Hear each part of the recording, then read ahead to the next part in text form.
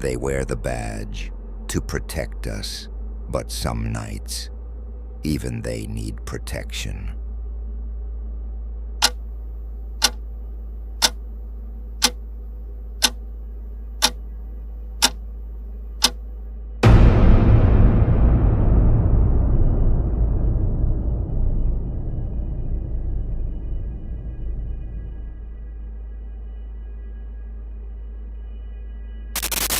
Welcome back to the Diabolist's lab.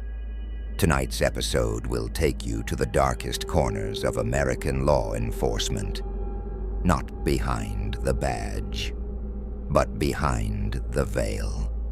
These are real stories told by real police officers of things that defied logic, shattered faith, and haunted them for the rest of their lives.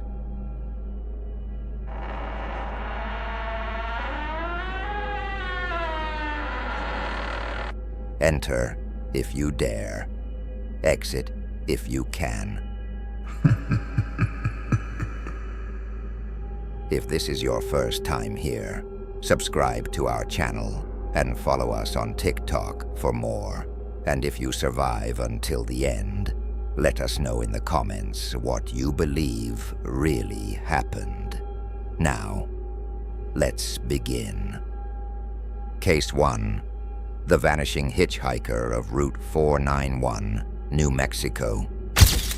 Patrolman Eric Valdez, a veteran officer of the Shiprock, New Mexico Police Department, had heard the whispers, the hushed conversations among his colleagues and the local townsfolk. Route 491, formerly the infamous Route 666, was steeped in local legend. A stretch of highway notorious for unexplained phenomena and strange sightings. But nothing prepared him for the night of March 14th, 2012. A thick fog hung heavy in the air as Valdez patrolled the desolate highway. The chilling dampness seeped into his bones as he spotted a young woman walking barefoot along the shoulder near Shiprock.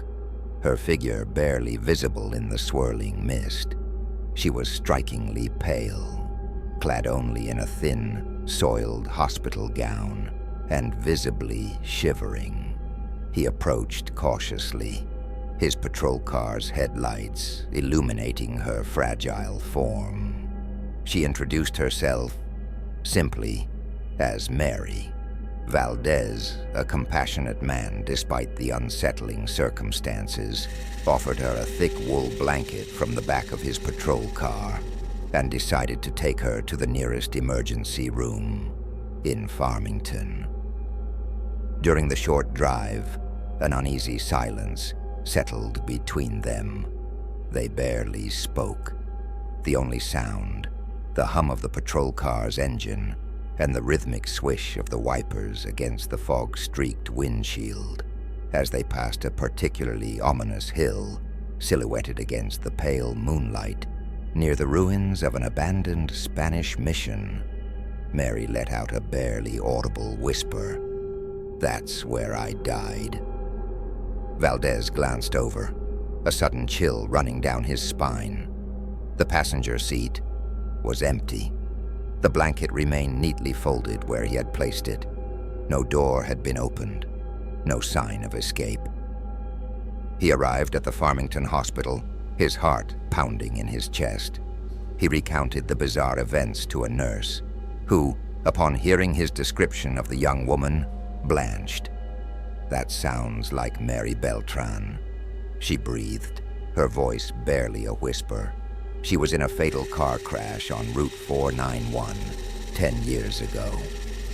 Later, reviewing the security footage from his patrol car's dashcam, the truth solidified.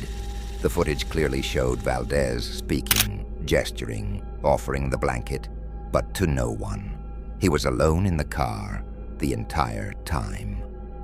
The encounter left Valdez profoundly shaken, forever etching the chilling mystery of Route 491 and the spectral hitchhiker, Mary Beltran, into his memory. Case 2, the Screaming House in Gary, Indiana, 2014. On November the 7th, 2014, 3 officers entered 3860 Carolina Street and walked into a nightmare that would haunt them forever. The 911 call reported child abuse, but what they found defied all logic. The moment Lieutenant Charles Austin crossed the threshold, the temperature dropped 20 degrees. His breath fogged in the air as the walls pulsed with a sickening rhythm, like the house itself was alive. The family, a single mother and her 3 children, huddled in a corner, their faces streaked with tears. "It starts at midnight," the mother whispered, the scratching inside the walls, the voices calling Tommy's name. As if on cue, the youngest boy, 6-year-old Tommy, suddenly went rigid. His head snapped backward with a sickening crack as his body levitated 4 feet off the floor. His eyes rolled back, revealing only whites, while an unseen force twisted his limbs like a grotesque puppet.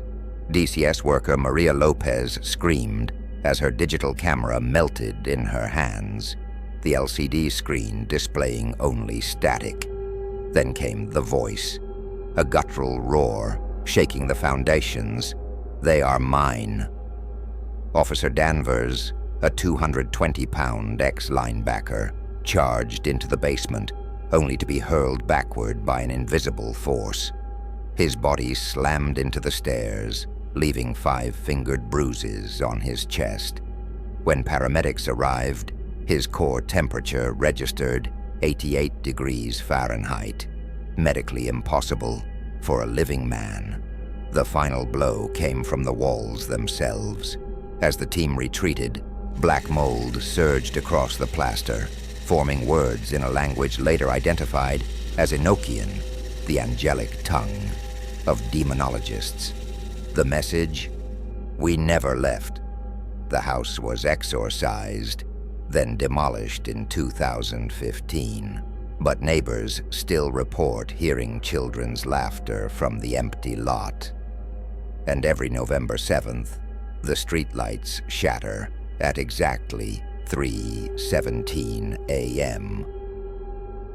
Case 3, the Lakeview Entity, Louisiana, 1997.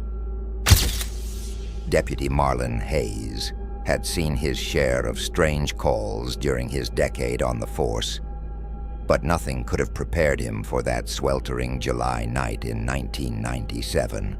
The dispatch had described it as a mental health crisis, a man reportedly screaming in tongues and tearing at his own skin. But when Hayes arrived at the dilapidated Lakeview farmhouse, he immediately knew this was something far darker. Jacob Reinhardt, a normally quiet family man, stood rigid in the center of his living room. His pajamas were soaked with sweat. His eyes rolled back to show only whites. The air smelled of copper and rotting meat. As Hayes approached, Reinhardt's head snapped forward with unnatural speed. When he spoke, his voice wasn't human. It was a guttural chorus of whispers, layered over each other like a demonic choir. "You drowned in the Blackwater River in 1989. Reinhardt hissed, his lips never moving. "The current pulled you under for 3 minutes. They called it a miracle when you survived." Hayes felt his blood turn to ice. Only 2 living souls knew those details, himself and the retired firefighter who'd revived him. Suddenly, Reinhardt's body contorted violently, his spine arching until bones audibly cracked. He began chanting in flawless Latin, then Aramaic, languages a simple farmer could never know. The temperature plummeted. Frost spiderwebbed across the windows despite the summer heat. When backup arrived, they found Hayes pale and shaking, his service weapon drawn but forgotten in his limp hand. That night, Hayes awoke to find his bedroom filled with the scent of swamp water. Reinhardt stood at the foot of his bed, his face now a featureless void, whispering backward in that same unholy chorus. Medical tests later showed Reinhardt had no drugs in his body, no history of mental illness. He remembered nothing of the incident. Hayes requested permanent desk duty the next morning, but to this day, officers in Lakeview avoid night patrols near that abandoned farmhouse. Some swear they still hear whispering from the empty rooms and see handprints appearing on their cruisers, handprints that smell of river water and decay. This was the Diabolist's lab. If you made it this far, thank you for joining us in tonight's descent. Let us know in the comments, which story haunted you the most? Don't forget to like the video, subscribe to the Diabolist's Lab, and follow us on TikTok for even more true tales of darkness and dread. Until next time, keep your doors locked. Evil waits for those who open the wrong one.